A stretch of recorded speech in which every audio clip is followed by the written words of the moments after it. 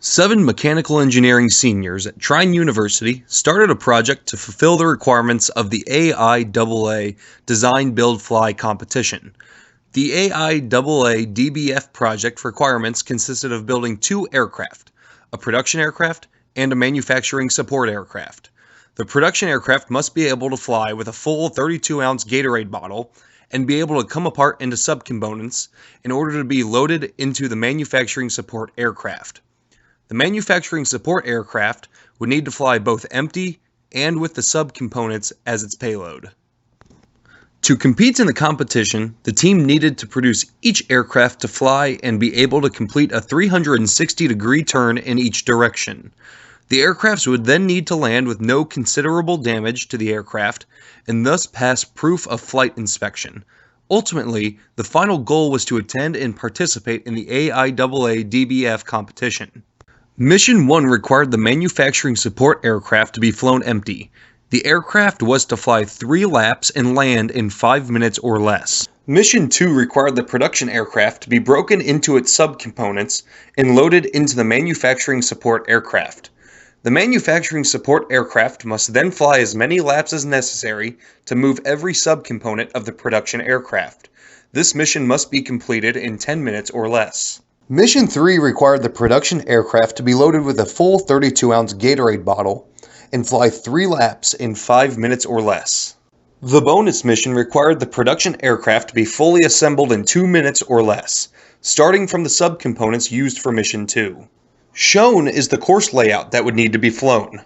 One lap consists of taking off in 100 feet and after the first turn, making a 360-degree turn and then completing the last turn.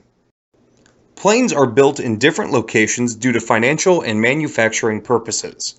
This requires the components to be transportable and assembled relatively easily. This competition simulates this process. Along with simulating this situation, the group was able to gain problem-solving skills and engineering knowledge through the design and build portions of this project.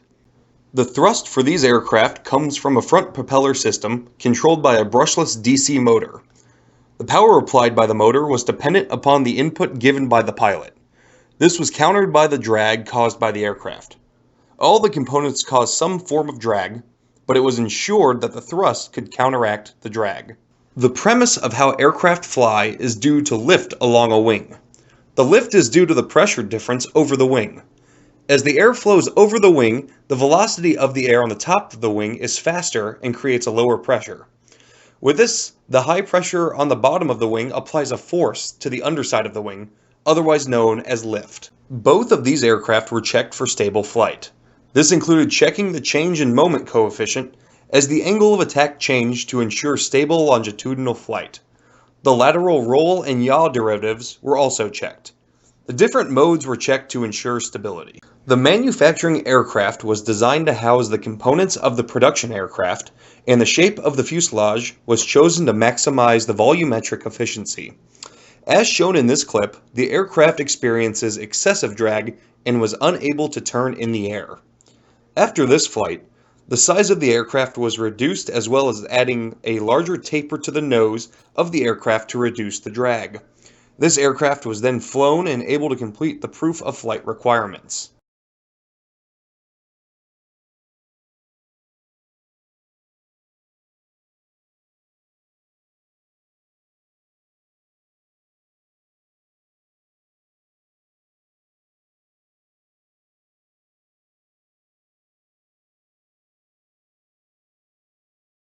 The production aircraft was designed to carry a full 32-ounce Gatorade bottle and break apart into subcomponents to fit into the manufacturing aircraft.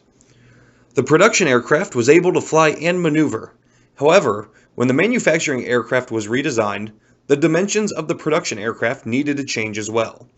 The group was unable to achieve stable flight with the redesigned aircraft. In the end, the group was able to achieve a successful flight and landing with the production aircraft by returning to the original design with a slight change of a landing gear adjustment.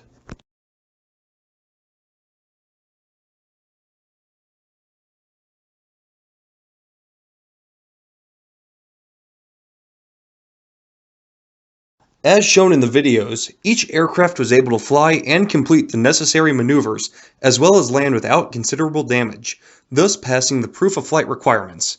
However, the team was not able to achieve proof of flight for each aircraft by the deadline. Therefore, the group was not able to attend the competition.